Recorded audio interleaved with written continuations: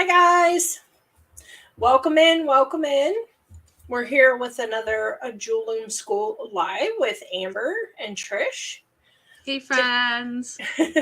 Today we're going to be doing a couple things. We're going to be doing a really cool ombre loop earring that is based off of a design that Amber came up with. And then we're going to be doing the unboxing of the Creative Soul box for the box that goes with the online workshops. So that'll come a little later, but we're going to do a really fun earring project since it is earring April, and you're going to get to hear my dogs all night apparently. So Mario's trying, but yeah, you know, is what it is. It's just like kids. So. And Jules just sent out our text for our live. So awesome. We should have Hi, Hey Bonnie. We sit together. Hope you're feeling well, Amber, she says. Today, well, this afternoon's a better afternoon, I should say. Hey, yes. Sandra. So, wasn't sure if I would make it, but I'm just going to do the unboxing at the end of the show. So. Sure. Hi, Joyce. Hey, Joyce. Woohoo, I made it, Joyce says. Well, I could highlight myself while you flip your camera and we can keep saying hi as you... Okay, sure. How's that sound? Sounds good. So, how are you ladies doing? How's the weather where you are? Hi, Deborah. I'm so glad you made it. And you too, Joyce. It's so fun. So fun. All right. Trish is about ready. Yes. So we are going to start with our project tonight. Take it away, friend. Okay. So this is going to be our project. This one's still in the loom, and we're going to, put one on down here. But I want to show you, this is kind of what we're going for. Okay. And you can see the depth of it. It's a thick earring, but it's really fun. I decided to do like an ombre effect on it. So I'll explain to you here with the beads, but any beads, any colors will work as long as you have them in the same color family, so you can do the ombre. So first we're going to go in and start doing our warping. I'm just going to do it here on a separate loom. This is the original Jewel Loom. I don't know if the light's picking it up, but you want to take your bar and put it in first into your original. And I'm just giving that a little push against my belly to get my rod in. And if you can't get your rod in on the first try, flip it and try again. If that doesn't work, then we're going to have to take our pliers and just give it a little bend up, try it again. And usually that does the trick for you. So I'm just going to use white wildfire, and we're going to use 8 O's for the base. So we're going to leave one bead in between, or excuse me, one space in between for the beads. So first I'm going to start out and take my wildfire and wrap it around this knob right here a few times and just tie it on good and snug. Okay. And I'm going to at least tie it twice to keep it nice and snug on there. And it's just the regular old overhand knot, if I can get my fingers to cooperate. So we're just going to give that a good tug, and we have that on there nice and tight. So then what I'm going to do is I'm going to bring the wildfire up and find one of our, help me, Amber, what's the name of these? Grooves? Grooves. Yes, thank you. I'm going to find one of the grooves. And I'm going to take it straight across. And as I'm doing that, guys, I'm keeping tension with my thumb. And I'm going to find another groove across that's approximately in the same place as the one over here, okay?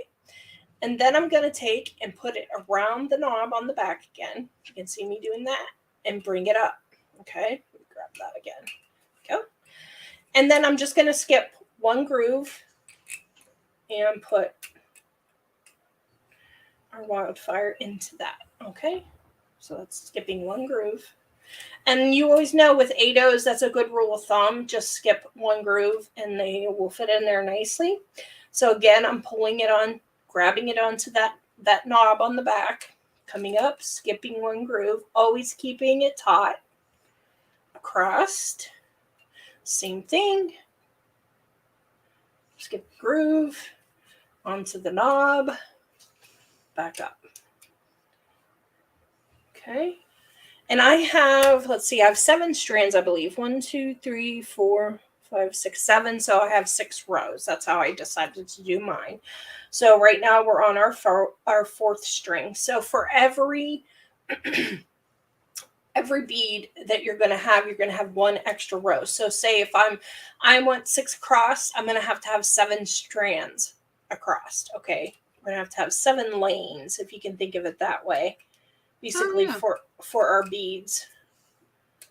So there we go. Skipping another groove. Flip it around. Same thing.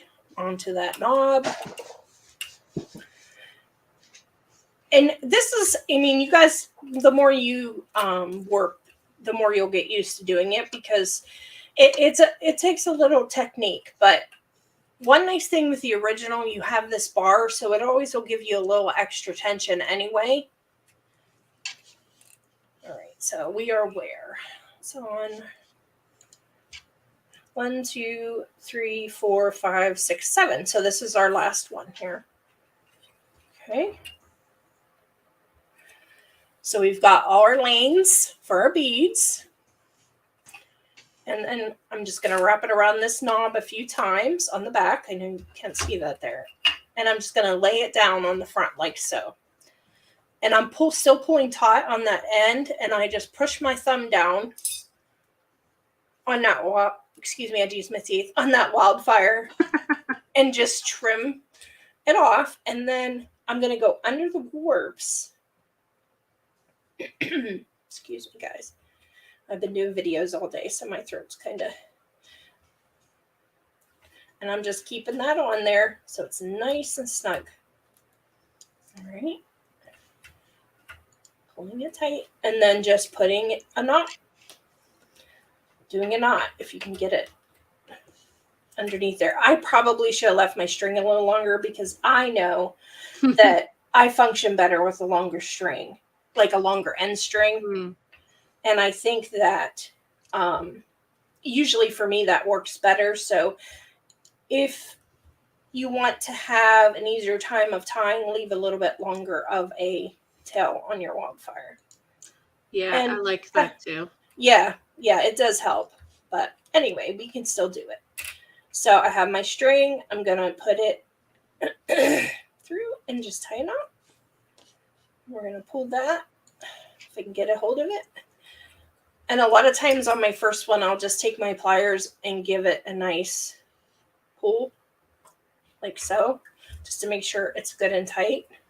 And then tie it one more time, just to make sure. And I checked, you saw me turn this over, and I'm checking my warps. Everything still looks decent. So one more time, and then we take our bar out, and we're ready to start some beading. So there we go. Over top of the warps there. And I'm going to grab this with my pliers. Since it is short, that's a good technique to use. You can just take your pliers and feed it where you want to get it, and then grab it and pull it. Okay, so there's our warps, if you guys can see. Looks good. And I'm just going to press that back into my belly just a little bit to pop this rod out. And you got to be careful. You don't want to push it too hard. So that one doesn't really want to pop out easily. So I flipped my loom, and I'm just going to flex it a little bit. And there we go. All right. So there we go. A nice set of warps to start your earring. So that was 7 strands, 6 beads across. Okay. So now to get to our one that we already started, this is, like I said, the design we're doing. I'm just going to start down here on the loom, and I'm going to take about a wingspan and a half of wildfire, and I'm just going to trim that with my trimmers. I'm going to take the end of it and tie it on loosely onto the outside, in through the outside vein on the left-hand side. Just give it a couple. I don't tie it too awful tight because I want to be able to hide it later on. So just a couple loose knots that you can pull out later easily. Okay. So I have my thread, wingspan in half, as I said. This is the needle. This is the end that's going to get the needle. Hard to see, I guess, but I'm just going to take my pliers and squeeze the end of that just so it flattens it out. My friend Gloria always says she uses her teeth, but that's not really for me. So yeah, no, thank you. And that makes it easier for you to get that end through your jewel loom needle. Okay. Yeah, no, it's not fun. Well, I love how the wildfire doesn't split on you either. Oh, yeah. It's so malleable. Yes, it definitely is. So I have a little nub through there, and I'm just going to take my pliers and utilize them again and just pull that through my needle. Okay. My needle eye, not through the actual needle. And of course, I got to get tangled up a little bit. That's just par for the course there. On my pliers. There we go. Now I'm going to get these pliers out of the way because I tend to get caught on them. Okay, so as far as beads go, guys, this is how I did it. I chose 3 11-0s and 3 8-0s because how Amber had done it, she had put the 11-0s and then put an 8-0 in the middle, which I thought really looked nice, really made it pop. So I thought, let's play on that a little bit. So I just picked out 3 8-0s, 3 11-0s. You can go to the website or if you have, just find something that kind of flows into each other, like the greens to the blues or the pinks and the purples or, anything that you like that works for you. Okay. So I'm going to start out, we're going to start on the bottom here. So I'm going to start out with my blues. So I'm going to take and pour out a few 8-0s and some 11-0s. Now I'm going to use this for my first loops, okay? But we need to make a base first, and that's going to be with 8-0s. And I decided to use these 8-0s as the base. So I'm going to get those out, and then we're going to be ready to do our base and then into our first set of loops, okay? So it's 6 across. So simply for the base, we're just going to be using 8-0s, like I said, and do 6 across. So I'm just going to pick up 6 beads, 6 8-0s, 2, 3, 4, 5, 6. Is this close enough for you guys, or would you like me to pull in a little bit closer? Just let me know. And I'm just going to push that down on my wildfire and pass my needle underneath. And I just hold the strand as I'm pulling it through with my left hand. I hold it with my left hand and pull it through with my right hand. And then I can kind of cup the beads and push them up through where they need to sit. Okay. Like so. And then what I'm going to do is just take my needle and take it across the top of the strands here and put it through your 8-0s, and always make sure you can see your needle as you're going across the top. Okay. Sandy asked if you can come a little closer. Okay, I will certainly do that, Sandy. And I don't know if people have seen, we're trying to figure out, Joan is posting the links for us. But some of us are seeing them and some of them are not. If you can let Joan know if you see them or not. Okay. How's that, guys? So then I'm going to pick up 6 more, and we're just going to continue this base. I ended up doing 12 rows because then I could divide it into 4, 4, and 4 for my color, and it kind of gave you that nice gradient. Okay. So we're just going to build some more rows here. All right, my first row always kind of moves around a little bit until I start getting things locked in.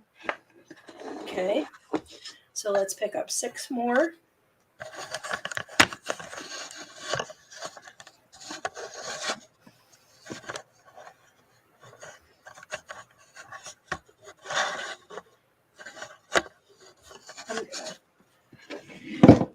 Sorry, my mic okay. fell. Oh. Some technical difficulty. Okay. And then we're going to push the 6 O's up through again. And if you don't have it exactly where you want it sitting on your loom just yet, that's okay, because it's not, I mean in this area, then you can kind of move it around still a little bit. I'm going to mute you just for a second, Amber, okay? Oh, yeah. Sorry. Yeah. That. Oh, okay. So then we're pulling that across there, guys, and we have our second row. All right. So going to snug that up, and I want to make sure everything is nice and snug. So I can see this loop here, guys. It's just a little bit willy-nilly. So I'm going to come up here, and the loop that we used that went and gave us our step up to the next row, I'm going to put my needle down through, and I'm going to give that a little pull. Okay. And that neatens up that side for me. And then I'll go to the next loop on the right side, give that a little pull. And it kind of just snugs everything up for us. Okay, give it a little bit more. Great little tip. Yes, it is works well. So let's go. It's a good way to move things around to get it where you want it to. And it looks like I put an extra bead in here, guys. Just look away right now, okay? Do as she says, not as she does. Right. So there we go. So we have that through. That's why we couldn't get it to lay down. All right. Make sure I didn't cut anything I shouldn't have. There we go. All right. Now we're going to go on to the next row. Okay. Yeah, we're good. All right. So now we're just going to build up with our 8 O's. We're going to do 12 rows, like I said. So if you're beading along with me, it is 6 beads, not 7. And I pull those 8 O's down on my strand and then feed the needle underneath and pull it in between my fingers. And then Could we do this project on a different loom? Does it have to be on the original? It does not have to be on the original. You can do them on the baby loom and also on the Wisdom Warriors. They work great too. This is just my loom of preference for in general, you know. It is a good loom. I like the Wisdom Warrior very much so. It's beautiful and it certainly works well. It's just I always just seem to go back to this. Mm-hmm. It just seems to be where my heart lies. I guess it was the first one I started with, so. I mean, I've done some beautiful pieces on the Wisdom Warriors as well. Oh, yeah. So if you have that, it works perfectly fine. I'm getting caught on my other loom over here. There we go. Because you're doing 2 small earrings, it is easy to do the project on multiple different looms. Yes. Yeah. And like with this, I could probably do 2 sets of earrings on this. Just because there's plenty of room. There's a lot of wildfire there for us to work with. So the only difficult would be the tying off. I always find I like to have a lot of string to tie off. Yes. Personally. And that's the trick. You want to make sure you have enough to tie off. This is why I like to use my sticky bead mat, because it doesn't. I was just thinking, where is your sticky bead mat? I guess I should put it down here. Do you have it nearby? I do. And it does. It works really great for that kind of stuff. Keeps it from flipping and flopping on you. Get that out just a second. I don't know why these are not tightening up for me. I'm going to play with this a little bit.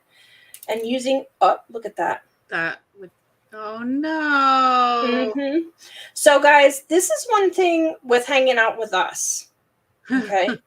You will see things that happen to us. So what happened was when I took my pliers in there and I cracked that bead, I ended up cutting the strand, which is no big deal.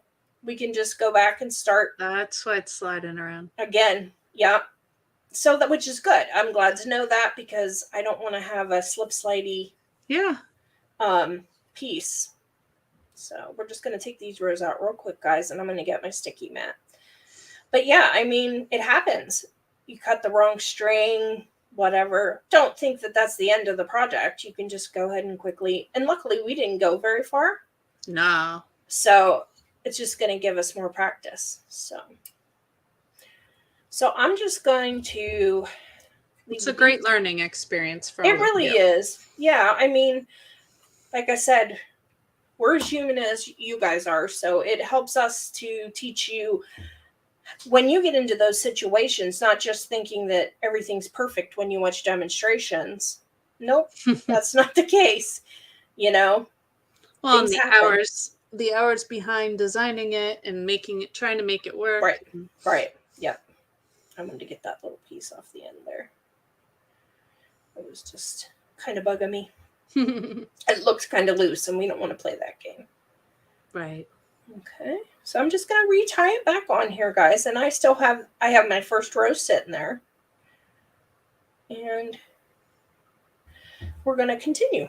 We're just going to take that strand, put it under, like so. And don't cut the string again. That's the lesson we learn, right? If you can slide it up a little, you're coming off screen. Yeah, and I'm gonna put this row in, and then I'm gonna get my sticky mat, and we're gonna be in good shape. Woohoo! And if you do see my hand shaking, guys, I'm sorry. I had a lot of coffee today, and I usually only have 1 cup, but it was cold and achy kind of day. Yeah, it was. So let me get my sticky mat so I can show you guys that, which I love these. And they really do keep your piece in place. Because nothing bugs me more is when I'm working and it's spinning in circles on me. Sandy, that is a great question. Sandy asked, what loom would hold 2 millimeter leather cord in the grooves? The Silver Silk loom? Yeah, the Silver Silk loom would surely hold the 2 millimeter. You could use it on the other looms, but it would just sit on top. Yeah, it would sit on top of the grooves instead. So there's my sticky mat. And usually, if I put this down on a tabletop, there's no chance of that sliding around. But since I want to be on my bead mat here, I'm just going to do it this way for today. But it'll keep it from moving too awful much. When I stick it down on a tabletop, it really works well because it adheres very well to that. This is like a coarse or material that it's going to not show up or not stick to as well. Okay. The other thing I've done too is if I have all my beads laid out, I'll just pick up my bead mat like so and just fold it under. Okay. Like so. And I'm missing my beads up, but that's okay. And then you have the sticky part, but yet you still have your bead mat there. See, guys, these are awesome. If you can get your hands on them, do so. And I'm just going to straighten this out here for you. And this big bead mat is absolutely mammoth. So it's a big one I get from Etsy that I really enjoy. So we're going to put our beads right here for us. So now that you learned about the sticky mats, you're going to want to run out and get one, I'm sure. You can move your project to the middle a little bit more. That'd be great. Yep. Okay. But I meant right to left, honey, not top to bottom. There we go. Perfect. Okay. Much better. Pick up 6 more beads.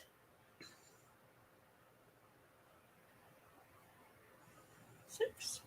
And build our base. And we can kind of do this a little faster now because we have, I think, the gist of it from me showing you the first time. But you can see now that's so much more snug in there. Yep. Gib Girl has a comment. She is, I'm really sorry to hear you have dexterity problems in your left hand. She has problem tying the thread on the tread on the end. Do you mean on the end of the jewel loom or on the end of this new silver silk loom? Since we were talking about both, I think you mean the jewel loom. Possibly the wildfire. Yeah. Are you asking for any ideas on maybe how to improve on that?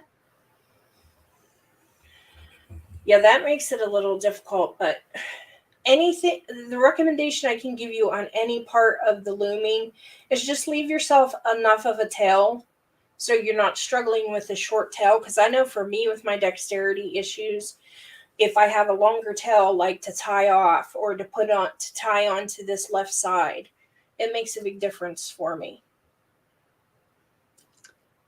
Great point, Bonnie. Yes, you could definitely use a stop bead Yes. for the weft is what the warping is, the going up and down the loom, and then the wefting is the back and forth. Not that you need to remember that. No. So, the first warp thread. Yeah, just like Bonnie said, you could use a stop bead. I'll look and I'll see if I have one that I can near me that I can show when we do the unboxing.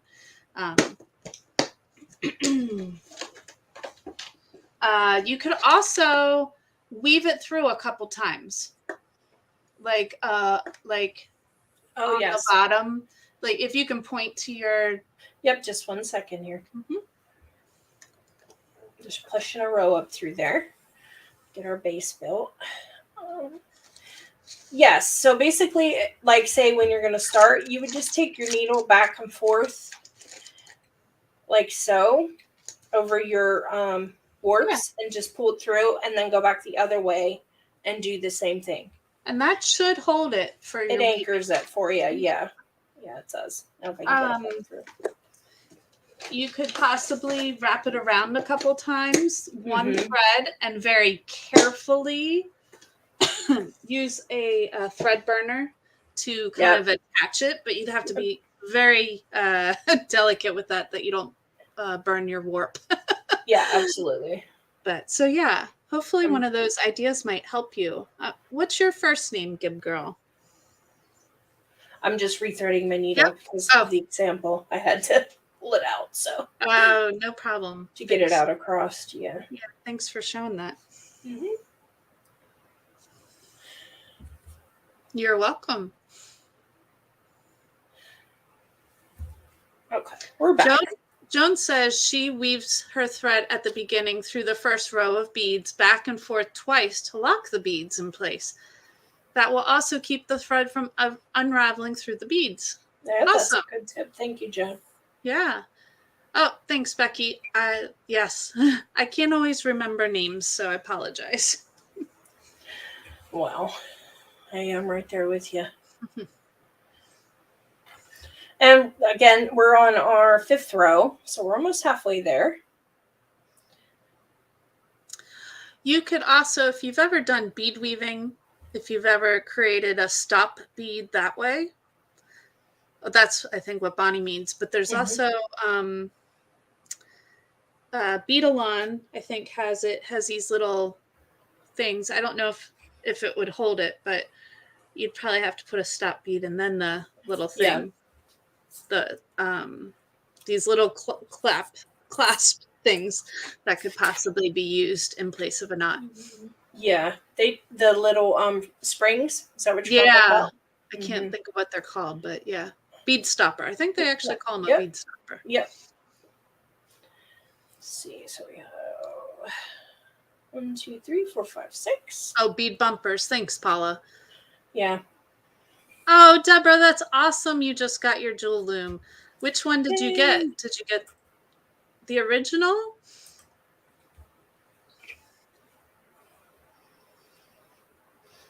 And the obsession begins. All right, so we're in our 7th row. Almost there. This goes pretty fast, building the base once you get the hang of the count, you know. Hey, Shakita. And the rhythm going. Trisha's making a pair of ombre earrings for us tonight if you're just joining in. And we're just building the base right now. We're using 8 O's, and we're going to do 12 rows of 6 across. That's awesome. You got the original, Deborah. There's so Good much place to start. Yes. Yeah, so much you can do with it. Yep, absolutely. We will be showing you lots of things you can do. I just love these beads, though. They're so pretty. They really are. I like the base you chose. So what Trisha's making is what we call a base, and then she will decorify it. Decorify. That's a new word. She'll make it all birdie. Or decorify it. I'm going to pull my loop here a little bit again because I see one that's bugging me, and I can't ever see those loops sticking out there. It bugs me. So just going to tighten it up a little bit. And this is good learning for you too, to kind of see what happens if I get a loop that's loose, or, you know, I cut my string or anything like that. There we go. So now you can see that's all pulled in there because I just took my needle along and did that. So we are at row 8, I believe. 1, 2, 3, 4, 5, 6, 7, 8. No, that's 9.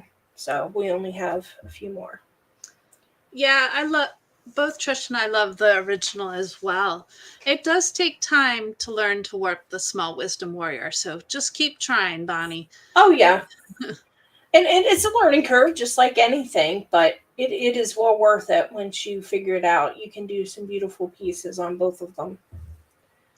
Oh, fun. Becky said she has the original, she has a baby loom, and she has a little Ricky as well. So I've not used a little Ricky, but I have seen pictures. It's another looming company. Oh, blasphemy.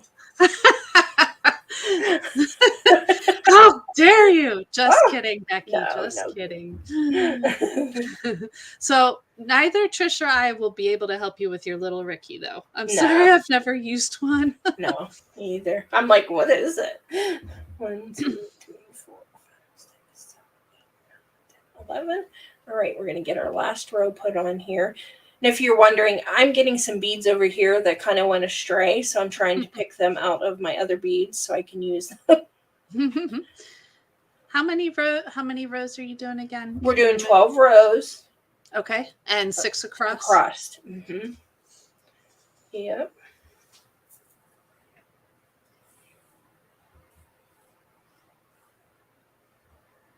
All right, so that's our 12th row.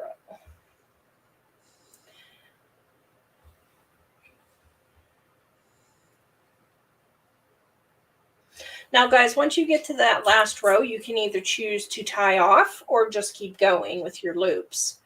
What I did on this side is I just rotated my loom and just built from this way. You can also just build downwards. So we can start with our green and go to our teal into our blue.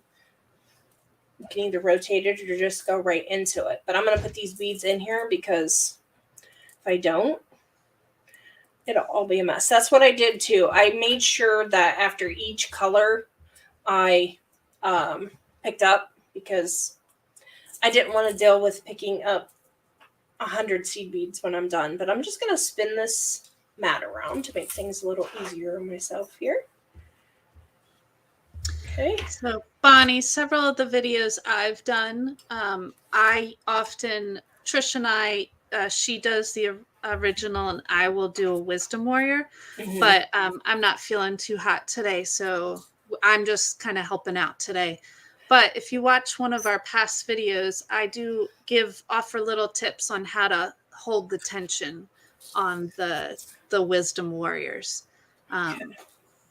So we're actually going to start with green, guys, since I thought we were going to do our blue and go up, but change of plans. We're going to go just keep our strand going here. Okay? Oh, great idea. Yeah. So, Joan said the first loom she bought. Oh, go ahead. I'll let you talk. Nope, that's okay. Go ahead. Was a Rick speeding loom. Huh. So she still has never taken it out of the box. No offense to Rick. I can't say anything good or bad about his looms because I've never used one. But okay. Oh, sorry. Once she got the original, that was it. Yeah, that was it. Just kind of went. So what I'm going to do here, guys, is I'm going to go back through. I need to go back through because I like to be able to work across. So what I'm going to do is I'm going to go around the end and just go underneath that last warp and then come up between the second and third bead. Okay. So I'm making sure I'm underneath that warp and then I'm going to come up here. Okay. Between the second and the third bead. Oh, thank you for bringing that up. Sure. Okay. Oops, sorry guys. Yeah, Sandy made a comment. Tension can be tricky, but practice helps. Yes, it sure does. She says she sometimes we have such smart ladies, don't we? I know. So I'm gonna start, guys. I'm gonna pick up. I'm gonna do 4, 4, and 4. So if you can see up here on my loops, I did 4 on one side, then I went to the 8-0, and then I did 4 on the other side. And that gave me the nice size loop that I like. But if you want it to be a little fuller, you can do, 6 and 6 or whatever makes you happy. It's your prerogative. So I'm going to pick up 4 11s. 2, 3, and 4. Then I'm going to pick up 1 8-0 and 4 more 11s. 1, 2, 3, and 4. Okay. So this is what my needle looks like. And I'm just going to push those beads down. And as I'm coming out between the second and the third bead, now I'm going to go back to the end and I'm going to go back through those 2 beads again, in through the third, and then out on the other side of the fourth. Okay. That just makes okay, Suzanne. Okay, and then so now we're between the 4th and the 5th bead. And we're going to do the same thing. We're going to pick up 4 11s, if we can get them on our needle. 2, 3, and 4, and then an 8-0 and 4 more. Suzanne, Tricia's making an ombre earring with a base 6 across, 12 down, and she's adding her loops on. Mm-hmm. Thank you. So, I couldn't pull the word. You can kind of see where I'm sitting there, guys. I'm sitting between the 4th and the 5th bead, and I want to be there because I want to be able to go back through the 3rd and the 4th bead and come out the 6th bead. Okay, that's how I work across. So getting the angle here, I always have to turn it a little bit sideways to get my needle down through, push it between there, and then just out through. Okay. See that? Deborah has a question for you, Trish. Sure. Did you go through the first 2 beads when you started? Yes. Yes, you go through the first 2 and come out between the 2nd and the 3rd first. Okay. And then when I bring that needle back through to lock that loop in, I come out between the 4th and the 5th. Okay, now I'm on the other side of the 6th, so then I'll loop over and go back through the 5th and the 6th. I don't mean to be too confusing, but you and I do loops differently. Well, that's okay. And yeah. I mean, yeah. That's the beauty of it. Yeah. 2. Hey, Carmen. 3 and 4, and then one of our 8s.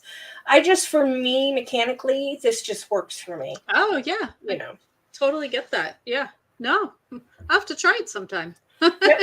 It's nice. It's like you're building a little brick wall, basically.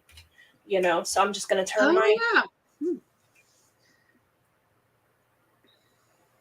turn my loom, And I'm like angling my needle here, guys, and going through the 5th and the 6th. I don't want to catch any of those seed beads. All right, and I'm just going to pull that through. And then I can just start working from the right to the left on the next row. Okay, because that's where my strand is. So I'm going to pop down to the next row, and I'm going to go through 1 and 2 and come up between 1 and 2 going this way. Okay, we're going to go, no, the direction we start is always going to be 1. This was 1 to 6. This is 1 to 6. Okay, if you get what I'm saying. Yeah. 6 to 1, whatever works for you. But I'll say between 1 and 2 because those are the first 2 beads I'm going through. Okay, so I just hopped down a row and I came through where the 2nd and 3rd bead meet. Okay, and we're going to do the same thing. I am going to put some more of these 11-O's out though because it's easier to pick them up. It is. When you have more there. Definitely. There's that one does not want to go. No, it doesn't. I'm just going to leave him. He wants to be on his own. He's going to be on his own. We're kicking him out of the playground, right? I guess.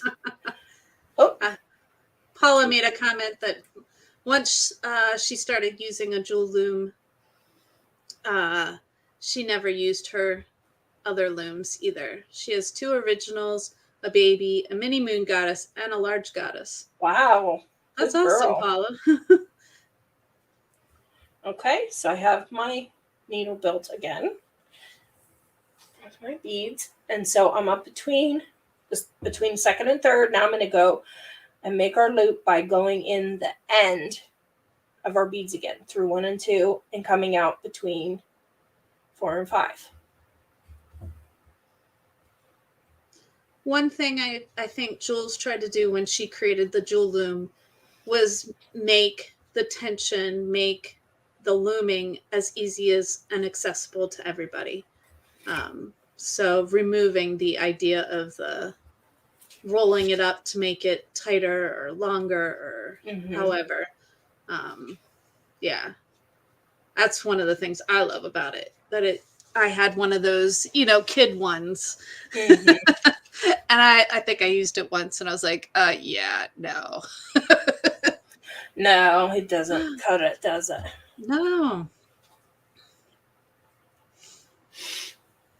Okay, so I'm up between the 4th and the 5th. And then I'm going to come back and angle my needle in and go back through the 4th and the 5th and come out the 6th.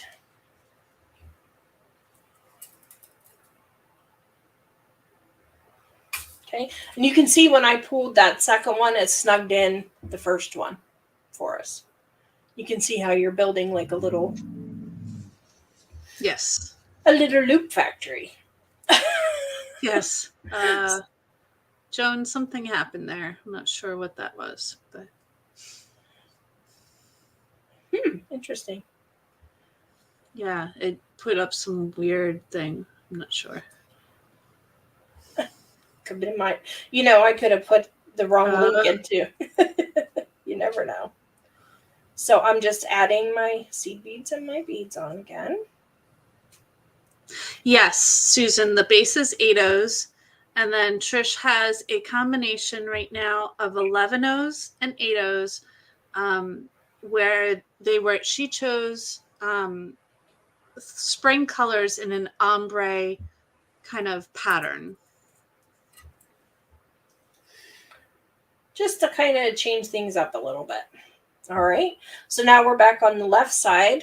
We're going to hop down through that next row. And my hands are shaking. Coffee. Won't do that again. So between 2 and 3. Okay. Through 1 and 2 and up between 2 and 3. Okay. So Joan is posting there. There's a 15% off coupon tonight, plus a free pattern if you sign up and purchase. And free gift with purchase as well. Oh, yes. Every Thursday, only Thursdays, free gifts with purchase from Jules. Yep. Bonnie has a great question. Are you going under the warp? No, no, I'm not. I'm just using the beads. I'm going along the top. Okay. At this point, Bonnie, she's already secured the base to the project. So it doesn't matter if it's under or on top. Mm-mm. No, so I'm just sewing on the top mainly. No need to complicate it, you know. Just so you're aware of time, Trish, Sure. we have about 15 minutes left. Okay. What we'll do then, we'll just cut off and I can show you how to finish the top one here. I'll do a few more rows.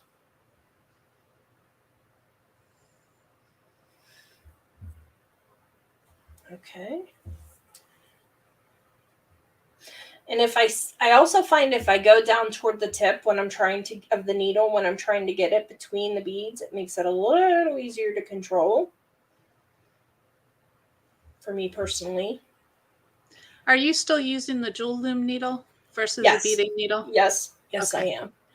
Now, I mean, there are going to be times if you're going to be going through multiple times of like 11 O's, but the 8 will take quite a bit of thread. Yes. And we're only going through the 11 O's one time, so let's just finish this row and then we'll snip. And that kind of gives you the idea then, guys, how to build it.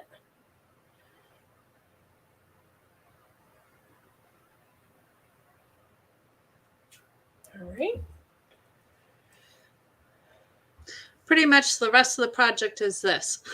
Yeah, that's it. Yep, that's the rest of the project.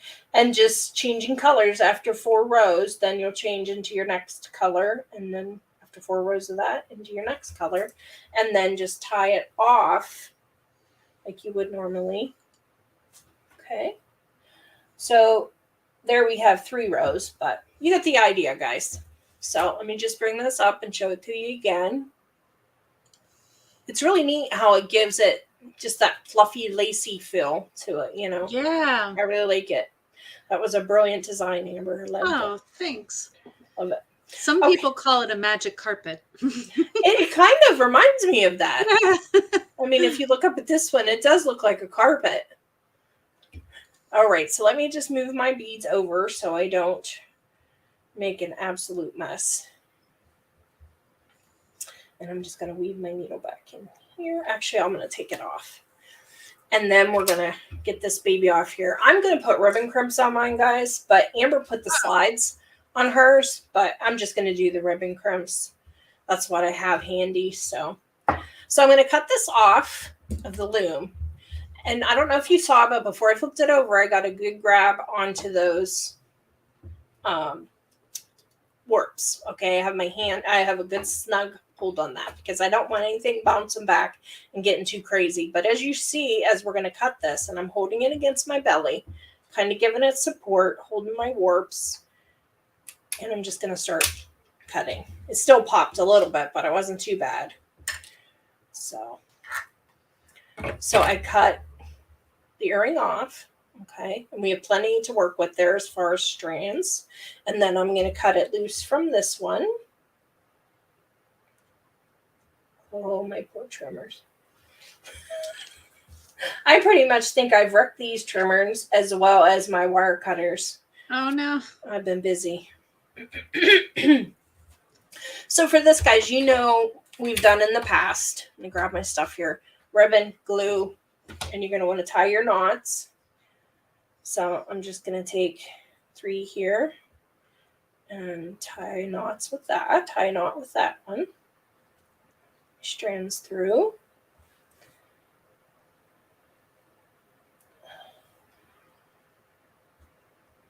And I'm just going to knot that as close up as I can get without, oh, I lost a string there, without it pulling too hard on the beadwork. You don't want to warp your beadwork. And if you get your knots, if you get too crazy with it, actually, I think I can just do it up closer here. If you get too crazy with it, it kind of will warp your beads, and you don't want that after you put so much work into it. So I'm just pulling this up. This needs to go through. And always, guys, you know, I make things more difficult than they really are. It's just, just how I do. My hands, like, do things. I tell them to do one thing and they do something else. So it's unfortunate. That's his life. And I'm just going to get these strings through here and tie this knot nice and snug up against the work. And a lot of times I'll just put my needle in there in through the circle of the knot and work it down. Get this other strand through here. And that keeps it from knotting up too high, like what happened with me earlier there. I'll do that a lot of times and stick my round nose pliers even in to work my circle down, you know. This one strand, and that, my friends, is another reason to leave your enough room to tie, because these little strands will poke out and then you're kind of like out of luck. You can't get them to line up and go through evenly. Or is that just me? Oh, no. I have that issue too. No worries. Yeah. This wildfire, and I love wildfire and I love the way things look with it, but my hands are just like, yeah. What is happening? Is not wanting to do what you wanted to do. Right. Okay. So now I'm using my pliers to assist me once again, and that worked pretty well. Okay, guys. Try and do this quickly. We're just gonna ribbon crimp up one end, and then we can get to showing the box for sure. All right. No problem. It's a big project to try and do in one night. It sure is. Yeah, and that's kind of why I had one done, because I'm like, there is no way we're gonna get all through all this. But I mean, you got the basic gist of it. You know, it's not a hard project. It's a little time consuming, but well worth it. Yeah, that's the big thing. It's not hard. It's just repetitive. Right. Sandy says she uses an AWL sometimes. Yes, that's awesome. Yep, that's a good idea. And then Suzanne has a question for you. Sure. Do you make a salvage for the ribbon crimp? A salvage end. Yeah, I make that with ribbon. And that's just what I'm getting ready to show you here, if that's what you mean, a salvage end. I like to have something for the ribbon crimp to actually bite into. Mm-hmm. And it is. She could also be referring to using the wildfire to make the salvage end. So I believe that's what you also may be referring to, Suzanne. So what that is, folks, is that you would weave, before taking it off the loom, you would weave it back and forth several times and create what Trisha's now creating just with ribbon. Yeah. So it's a little more time consuming, uses a little more thread, and then you put glue on it, and it has the same effect as doing it this way. Yeah, so whatever works for you guys.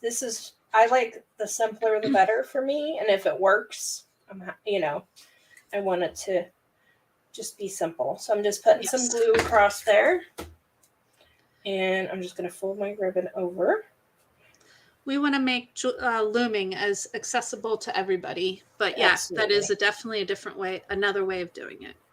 And, I'm not a seed beater at heart, guys. I'm a wire worker.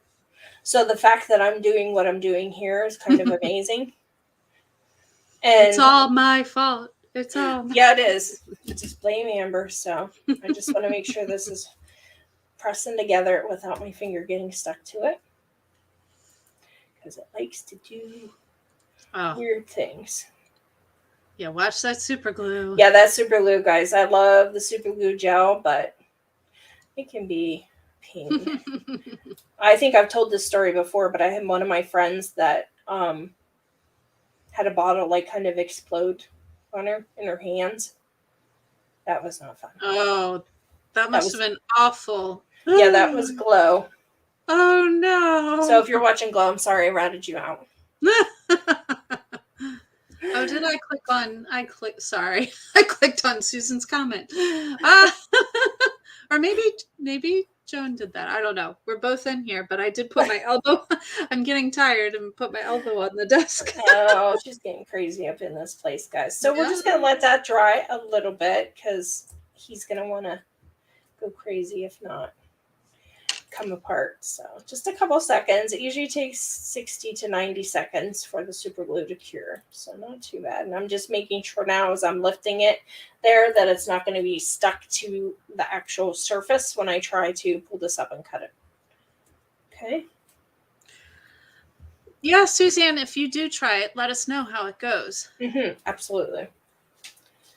Absolutely. So I'm just going to cut this end right here without cutting any strings.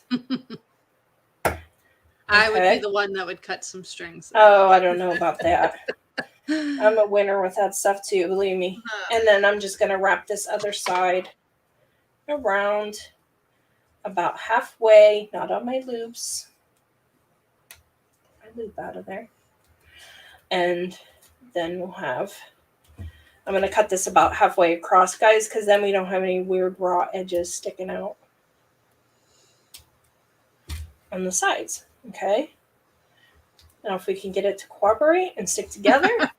You know, super glue usually dries like in an instant when I'm using it, when I'm not on camera. Now it's like, no, give me 12 years and I'll dry.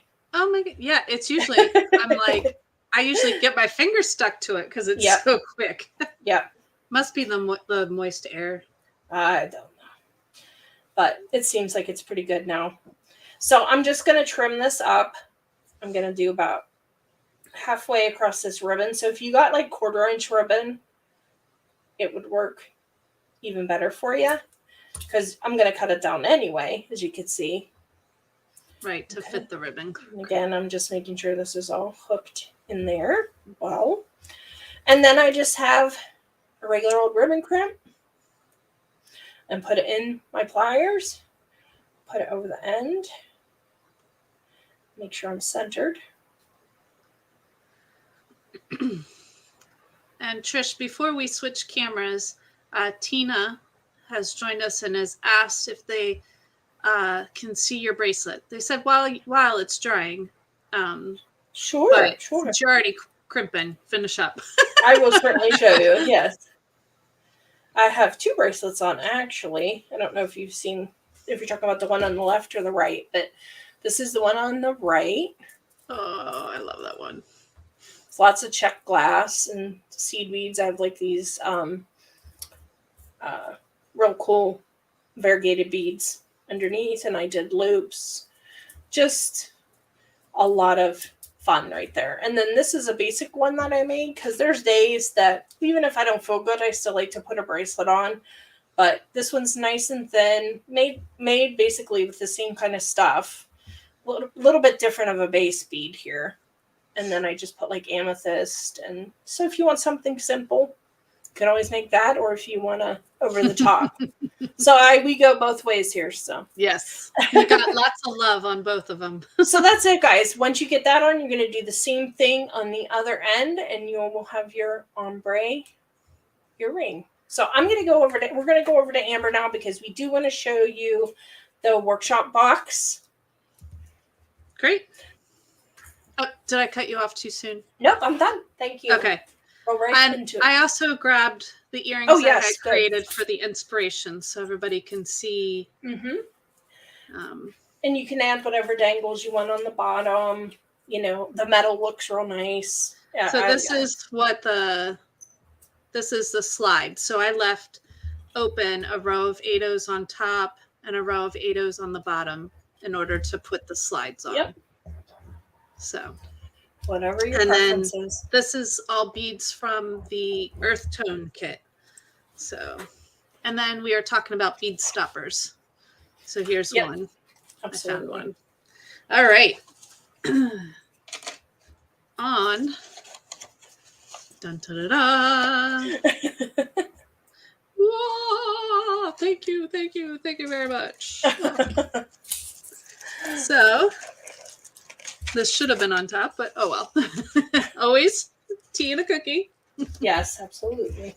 And wait until you see these beauties. So there are some extra beads in here that Jules sent out just to say thank you to all of you.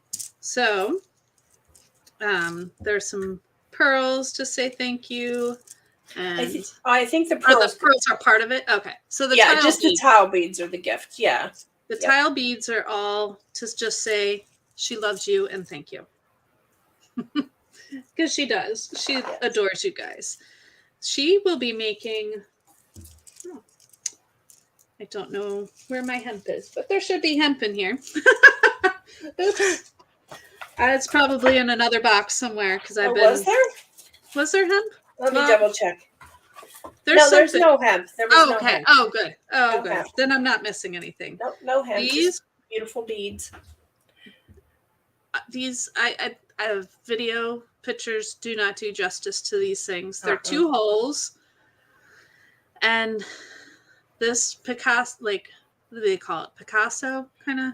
Or travertine, Picasso, or travertine. Yeah. I get those two confused. If anybody can pick those apart and tell me the difference, I'd appreciate it. And then there's sexagon. Is there 6? 1, 2, 3, 4. I'm sorry. What? Yeah. No, I don't know. Octagon. The beads are octagon shaped. Thank you, Joe. Okay. Edit that word out. That didn't sound good. So there's a beautiful turquoise. This, like, it's like a burnt umber almost. Orangey red. And then what would you, like a tannish, just beautiful check glass, and then check glass pearls. And wait until you see the necklace that bracelet that Jules has. Do we know if there's any kits left? I'm not sure what she's doing with that. She hasn't mentioned that there was any left, but you can always, if you're interested, contact Jules and she can hook you up if she does have availability. Sorry, I'm looking down. I was just going to let you know your face is on. I'm cleaning up beads and talking, blah, blah, blah. All right. Let me put my earbud back in, guys. There we go. Yeah. So, guys, thank you. It was so fun as always. I hope you learned something. They look like Hershey Kisses, Bonnie says. Yes, that's a good description. They're gorgeous, though. Gorgeous. I can't wait to put it together. I know. The Zoom class will be on Monday. Mm-hmm. And she said over the weekend she should have all of the stuff uploaded to the Jewel Loom school. Yep. Good job, mm-hmm. Absolutely. Over at jewelloom.com. So, well, I hope you guys enjoyed this project. It was super fun to make and play with. Make it your own, as always. Make it your own. Put some photos up of what you're making. We love to see. Tag us in them so we make sure and we can see them. It's just super fun. Yeah, so fun seeing you guys tonight. You're welcome, Suzanne and Bonnie and Tina. Thank you guys. Thank you guys for joining us. And we'll see you in the next Jewel School Live. Sounds good. Thanks.